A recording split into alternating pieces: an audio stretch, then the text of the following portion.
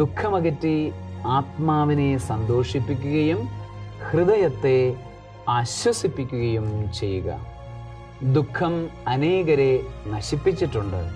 അത് നിഷ്പ്രയോജനകരമാണ്. ദുഃഖം അനേകരെ നശിപ്പിച്ചിട്ടുണ്ട്. അത് നിഷ്പ്രയോജനകരമാണ്.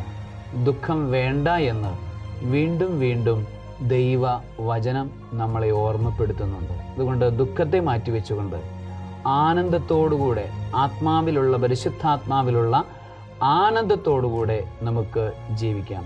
നമ്മളുടെ ഭാവിയെക്കുറിച്ചുള്ള ഉത്കണ്ഠകൾ, നമ്മളിപ്പോൾ കടന്നു പോകുന്ന വേദനകളെക്കുറിച്ചുള്ള ഉത്കണ്ഠകൾ, അതെല്ലാം നമുക്ക് മാറ്റിവെക്കാം. അതെല്ലാം മാറ്റിവെച്ചുകൊണ്ട് എല്ലാം ദൈവത്തിന് വിട്ടുകൊടുത്തുകൊണ്ട്, ദൈവ പദ്ധതികൾക്ക് കീഴ്പ്പെട്ടുകൊണ്ട്, ദൈവത്തിൻ്റെ ശക്തമായ കരങ്ങൾക്ക് കീഴെ താഴ്മയോടുകൂടി നിന്നുകൊണ്ട് സന്തോഷത്തോടു കൂടി ജീവിക്കാൻ സർവ്വശക്തനായ ദൈവം, പിതാവും പുത്രനും പരിശുദ്ധാത്മാവും നിങ്ങളെ സമൃദ്ധമായി